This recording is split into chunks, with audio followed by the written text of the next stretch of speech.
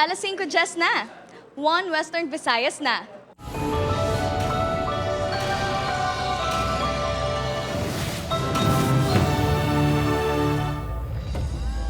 Mga balitang atong tutukan subong nga Miyerkules, mga nagkalain-lain nga pamaagi sang vote buying ginpatpat sang COMELEC duha ka adlaw antes magumpisa ang kampanya sang local candidates sa 2025 midterm elections. Makabig campaign posters nga nakatapik sa mga barangay hall ginapakakas ang COMELEC antes ang campaign period sang lokal nga mga kandidato sa Biyernes, Marso 28. Kapulisan, may natumod na nga duha ka kabataan nga kabahin sa mga nagpatigayon sa ginaligar, hazing sa patio sa Uton. Lalaki nga nakuhaan sang 816 million pesos nga balor sang shabu sa Oriental, Mindoro, ginapahayag masami nga nagapauli sa Pavia, Iloilo, suno sa masaligan nga informant. Tatlo ka opisyal sang BCPO ginpadalaan sang sapina sang ombudsman angot sa pagpangaresto sa mga nagprotesta nga transport leaders sang 2024. Kag pag-umpisa sang dry season, gindeklarar na sang Pag-asa. LPA posible magdala sang ulan sa weekend suno sa Pag-asa. Ini ang GMA Regional TV, 1 Western Visayas.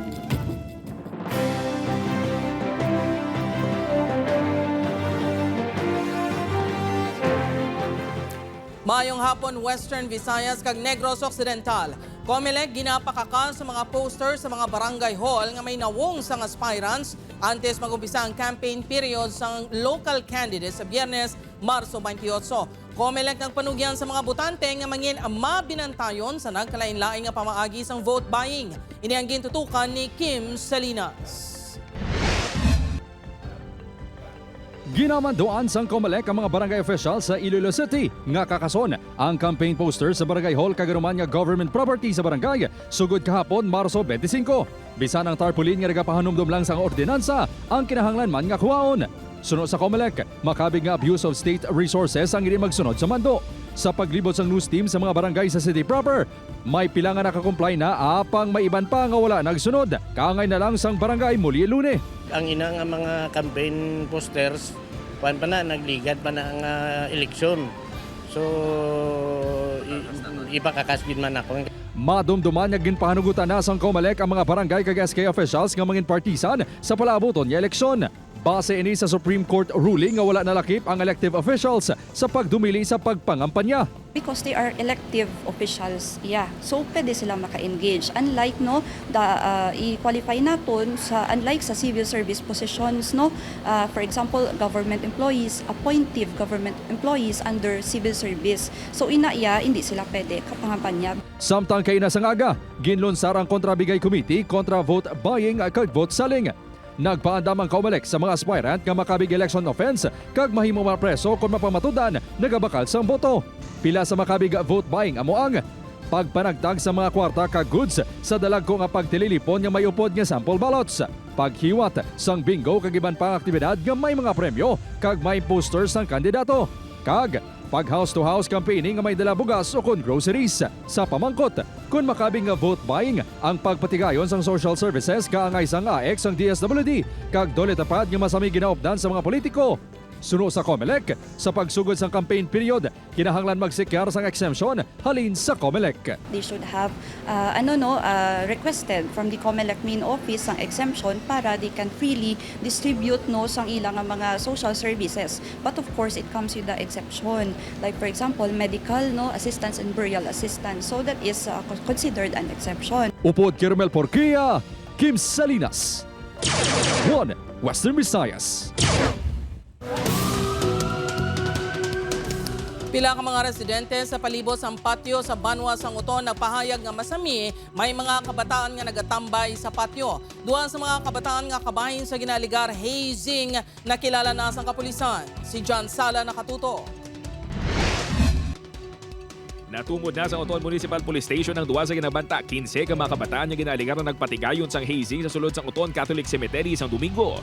Sino kay Lieutenant Colonel Amner Jordan, hepe sang Uton MPS, yara na sila kustodi ang duwa nga mga residente man sang Banwa sang Uton. Ginapangita pa ang iban nga ara sa video. Na kinalaan sila bagay pa sa pagpuling sa mga barangay officials at mga sang mga United Fraternities 3 sa Banwasang Uton. Pero hindi pa man sila magako ang lang ilang at artos pro wala mo sila mapahilapot. Sa ginaligar hazing video nga naglapta sa social media, makita ng mga pamatanon nga naka-blindfold nga nabululigan sa puti sa iban pa nga mga pamatanon. Ginatudlo nga sa patio sang Banwasang Uton natabo. Ginukumpirmar man sang caretaker sang patio nga may nakita nini nga ginabanta 15 ka mga pamatanon nga nagatipon sa sulod sang patio sang Domingo. Magluwas ang mga grupo masami kuno nga matalupangdan sa mga residente sang Barangay Poblasyon South Uton nga may nagatambay nga mga kabataan sa guwasang patio. Ara gid daw kisa ga lagaw-lagaw lang di sila, kisa ga labay-labay man lang. Pero wala man kami kabalo kung ano blang ila trip or din sila padulong daw. Usually daw mga muni oras or gabi. Una nagit panginwala sa Oton National High School nga mga estudyante nilang ara sa video. Nagpaiway man nga magpa-interview ang principal sa Botong Kabanbanan National High School kung mga estudyante bala nila ang yara sa video. Apang sunod sa barangay Kagawad sa barangay Kabanbanan Oton, hindi nila mga residente ang sa video nga mga kabataan. Wala, sir. Kay wala man siyang confirmation, kay wala man may nagkadto diri sa sa may barangay nga may nag-complain bala. Sunod sa Rural Health Unit sang Uton, wala man sa nagpabulong sa sentro bangod nga nakastiguhan. May mga nakareklamo or nagpa-check up ng mga ginikanan ng ila kabataan nakastiguhan. Kay usually diri sa amon, once nga minor, dapat may upo ginikanan. Upo kay Hans Desierto, John Sala. 1 Western Visayas. Mga kapuso, rider patay sa nagbungguanay ang ginamaneho nga motor kag isa ka salakyan sa intersection sa Sunset Boulevard. Mga napatay sa aksidente sa Sunset Boulevard naglabot na sa 3. Nagabalik si John Sala. Dead on arrival sa ospital ang 57 anyos nga driver sang motorsiklo nga kilala kay alias Boy matapos magbungguani ang ginamaneho sining nga motor. Kagang auto nga ginamaneho naman ni alias Nonoy kahapon sa Sunset Boulevard. Sa investigasyon sa Traffic Enforcement Unit sa Iloilo City, nagtabog ang driver sa motorsiklo bangod sa mabaskog nga impact sa pagbunggo. Motorsiklo katabok mo alin sa Soo nga dalan pangato dito sa may subdivision. Ay daw may isang may mga operations, may deformity sa may right leg niya. Ininang ikatlong aksidente sa Sunset Boulevard nga may napatay halin sang ginbuksan ini sa publiko sa uli nga simana sang Enero. Sang Pebrero 19, patay ang isa ka rider matapos makabunggo sa wing van nga nakapark sa lugar. Sang Pebrero 27 naman, ginbawian sang kabuhi ang 26 anyos nga delivery rider matapos mabungguan sang salakyan. Sino kay Iloilo City TTMO Head Uldarico Garbanzos, wala man sila nagkulang sa pagpahamtang sa mga warning devices, rumble strips kag mga suga sa lugar, gani nagadepende na kuno sa motorista ang ila kahilwayan sa disgrasya. Nagapangabaygi kami ang aton Sunset Boulevard, no, dapat ang mga drivers naton should be cautioned while driving using that alternate route, no. Upot kay Hans Desierto, John Sala. 1 Western Visayas. Para sa dugang mga balita sa Negros kag Panay Island, mangin kauputa si Adrian Prietos. Adrian? Yes, George, mga puso, madamo gid niya salamat. 3 opisyal sa Bacolod City Police Office ginpadalaan sang sapina sang ombudsman ango sa pagpangaresto sa nagprotesta nga transport leaders sang 2024. Yaring balita nga aton gintutukan.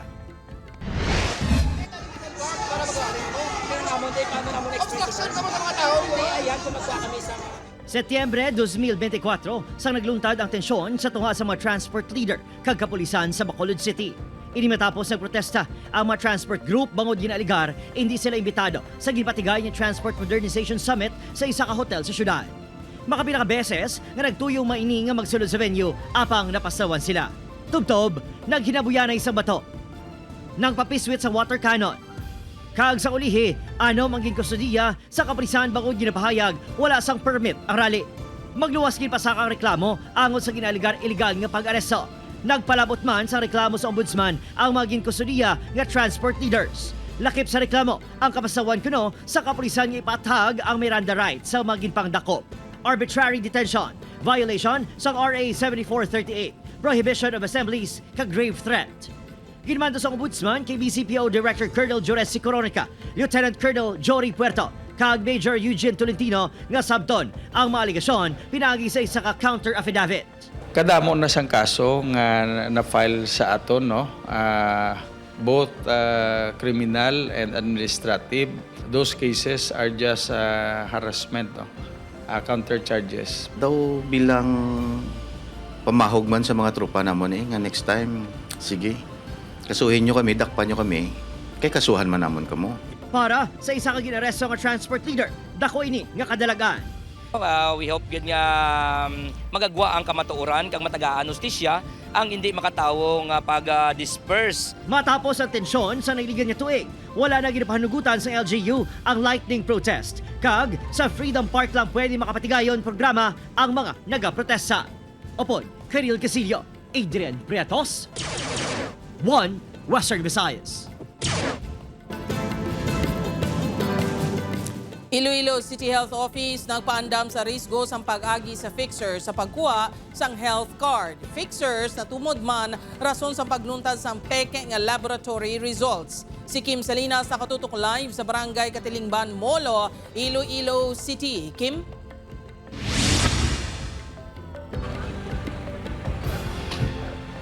Jert, ginatunan sang Iloilo CHO ang pagdumili sa mga fixers sa pagproseso sang health card kasunod sa pagdamo sang peke nga laboratory results.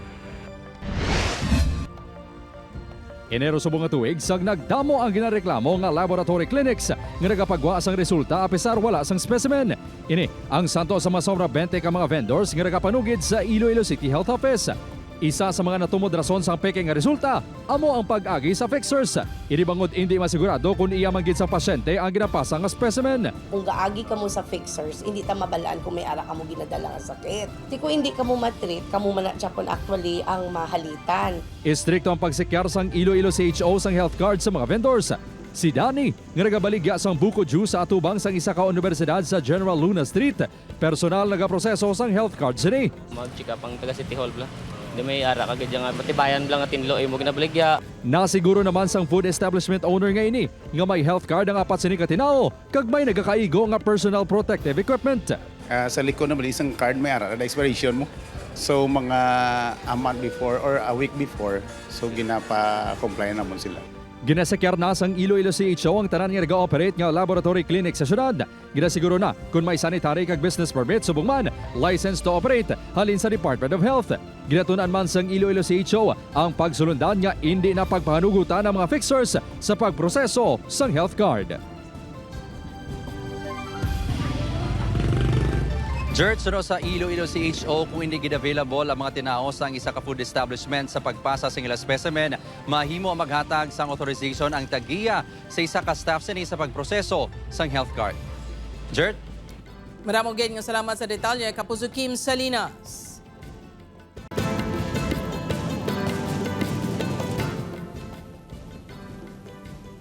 Kapuso, ready ka na bala para malabot ang imo career goals? Magulag na kag mangin kabahin sa leading broadcast network sa Pilipinas. Yari ang mga bakante nga posisyon sa GMA Network.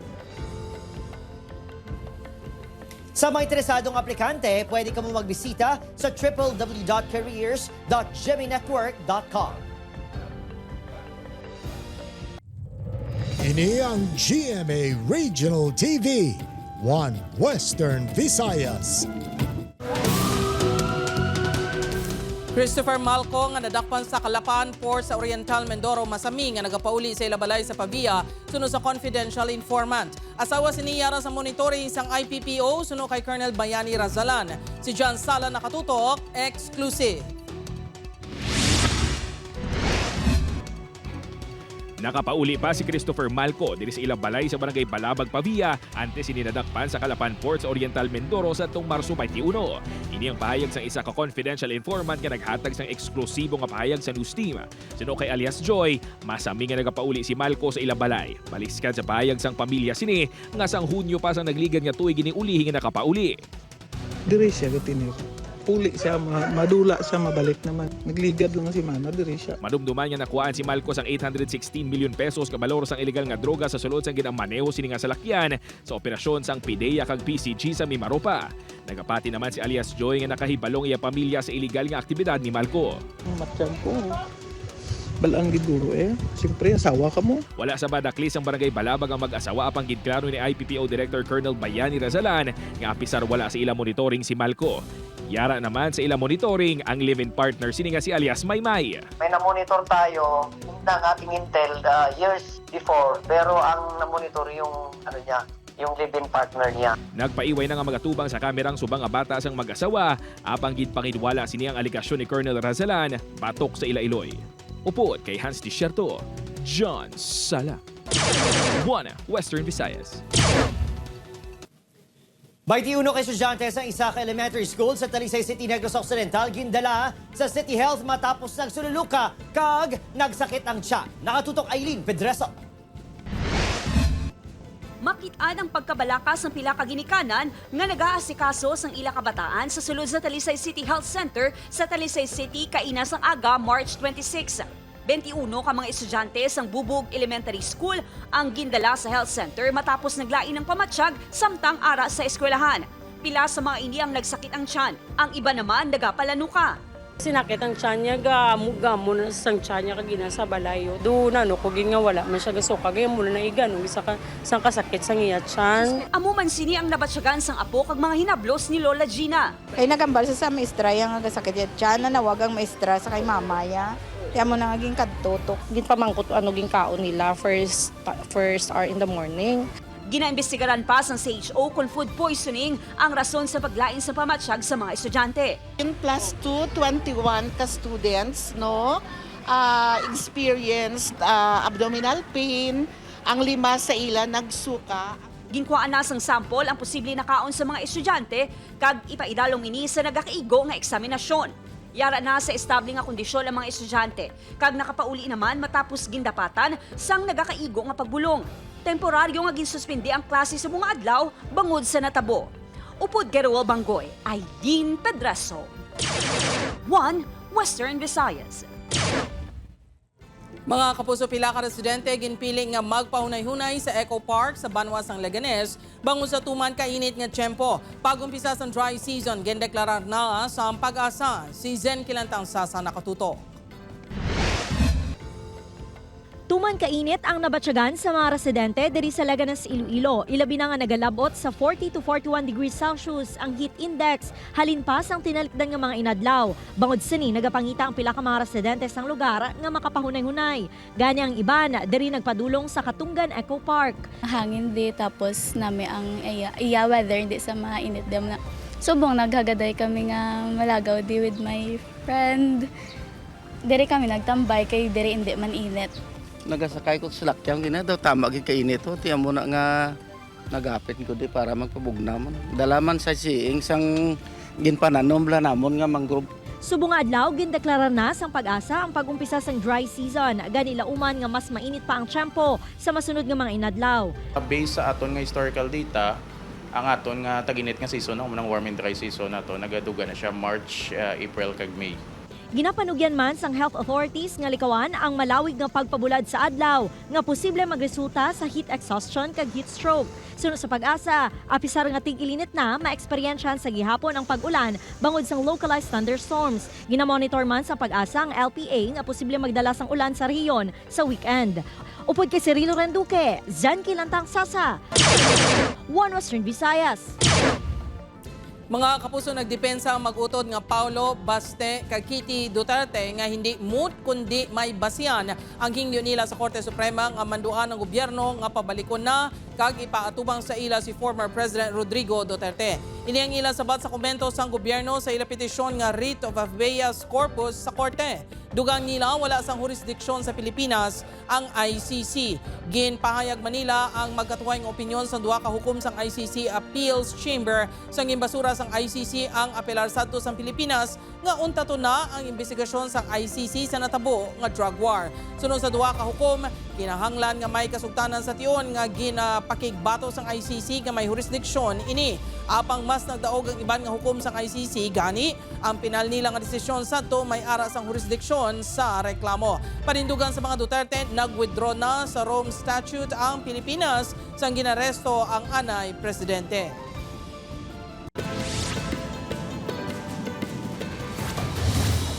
Arestado ang isa ka lalaki matapos makuhaan sang 1.6 million pesos nga balor sang shabu sa Pavia, Iloilo. Ang suspect ang ginkilala kay alias Rodson, 52 anyos, kag residente sa Barangay Desamparados, Haro, Iloilo City. Sa monitoring sa kapulisan, makapila na kabeses nagwa ang ngalan sang suspect sa mga buy-bust operation. Kaso nga pagbaligya kag pagupot sang illegal nga droga ang ginapangatubang sa suspect. Dakop sa ginpatigayon nga bypass operation sa Putotan Police ang isa ka drug surrendery sa barangay Igang Putotan, Iloilo, Lunes ang hapon. Ginkilala ang suspect kay alias Mike, 45 anyos. Nakuha sa paginakop sini ang 100 gramos ang shabu nga nagabalor sa 680,000 pesos.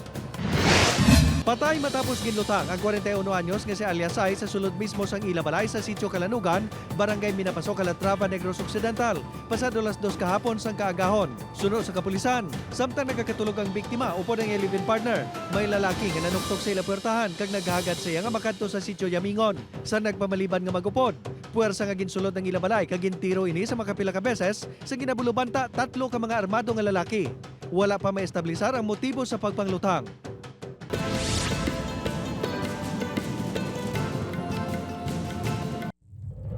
Ini ang GMA Regional TV, One Western Visayas.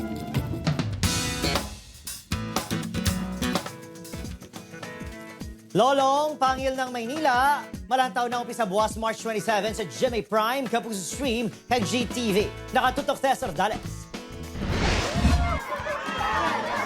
May mga pilas pa si Ruru Madrid bilang si Lolong sa nagatubang sa GMA Integrated News sa set sang Lolong Bayani ng Bayan. So actually this week magiging madugo, grabe ang mga bakbakan, magiging madrama, iyakan. Pero wala pa din nagatapos ang tanan bago magkakadto si Lolong sa syudad kung sa rin mas dalagko kag mas delikado ang iyatubangon ng mga pagtilaw. Kung makikita mo, Tito Nar, ibang-iba yung location po natin ngayon dahil may panibagong sorpresa po ang Lolong para po sa mga manonood natin. Ini na ang bago nga kabuhi ni Lolong nga malantaw umpisa buwas March 27 alas 8 sa gabi sa GMA. Ito po ang aming kauna-unahan taping para po sa bagong yugto ng Lolong. Ang totoo nga niyan, kahit po ang aming title, iibahin ho natin from Lolong Bayani ng Bayan, ngayon Lolong Pangil ng Maynila na siya. May mga baguman ng mga makaupod nga artista si Ruru. Nandito po si Miss Tessie Tomas, ganun din po si Mr. Ketchup Eusebio. Mga kasama rin po natin Mr. Wendell Ramos, Matt Lozano, Yasser, Mr. Ruel Santiago. Mga kasama rin po natin. Ang mga karakter sa tumahan nga natunan na nga palanggaon sang mga tumalanaw, hindi gihapon madula. Marami rin po na from Tumahan ngayon mapupunta na rin po dito sa Maynila. So abangan po natin kung sino-sino po ang mga mapupunta, papaano sila magkikita-kita. Kag para sa mga fans ang dambuhala nga buwaya nga si Dakila. Abangan po natin papaano ba muling magtatagpo si Lolong at ang kaibigan niya na si Dakila. Sas or Dallas? One Western Visayas. Ginapahibalo sa mga miyembro sang Alta-Tierra Homeowners Association nga may pagahiwaton nga special assembly meeting kag election sang Board of Directors sa Abril 9 alas 9 sa aga sa opisina sang Homeowners Association sa ground floor sang Senior Citizen Building sa Phase 3, 4th Main Avenue, Alta-Tierra Village, Haro. Liwat nga ginpamatudan sang syudad sang Iloilo nga isa ini sa fastest growing city sa guwasang Metro Manila sa ginhiwat nga forum sang damnaglang kung sa diin nagtambong ang Filipino Chamber of Commerce of Hawaii kag pila ka negosyante sa syudad. Ginpakita ang mga ideal nga lugar kung sa diin sarang nga mag-invest sa syudad subong man ang matahom nga mga lugar nga personal nga ginbisita sa mga ini. Positibo ang presidente sang FCCH nga si Melody Calisay nga may maayo nga resulta sa partnership kag investments ang mga miyembro sang FCCH sa syudad. Magluwas sa forum, nagpatigayon man sang tour ang mga bisita sa syudad agud ma-experience ang Iloilo City. There's a lot of potentials that we see, like the food, being that Iloilo is the gastronomic center of the Philippines. I am very impressed with Iloilo. You're number one in terms of Chamber of Commerce 2023 and 2024. I think there is a big potential for Iloilo to be our partner because you have a lot of things to offer.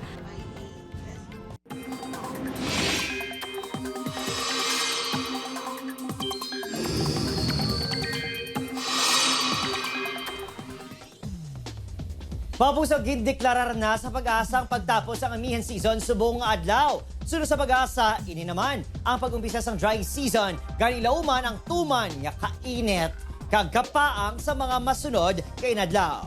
Isang low pressure area ang naporma kahapon sa sulod Sampar ug Philippine Area of Responsibility. Sa pinakauli nga datos ng pag-asa na siplatan ng LPA sa kalayon nga 350 kilometers na silangan sa Southern Mindanao. Sa subong, manupo pang tsansa sini nga mangin bagyo apang ginalauman nga magapalapit ini sa kadutaan kag magadala sa maulanon nga tiyempo ilabinasa na silangan nga bahin sa Visayas kag sa Mindanao.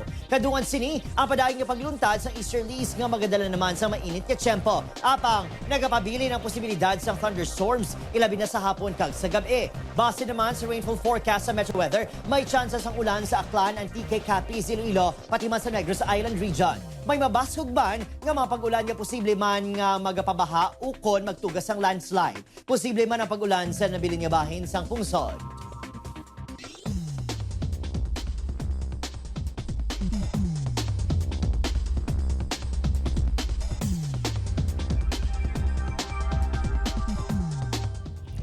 Sa aton mga kapuso diri sa Western Visayas kag Negros Occidental, subong man sa aton mga kapuso abroad, madamo gid nga salamat sa pagtutok. Mag-isa kita kag gibaluan ng mga balita tungod local news matters. Ako si Jethro Charlatan, ini ang One Western Visayas, bugos nga puwersa para sa mas dako nga misyon kag mas masangkad nga pagserbisyo sa pungsod.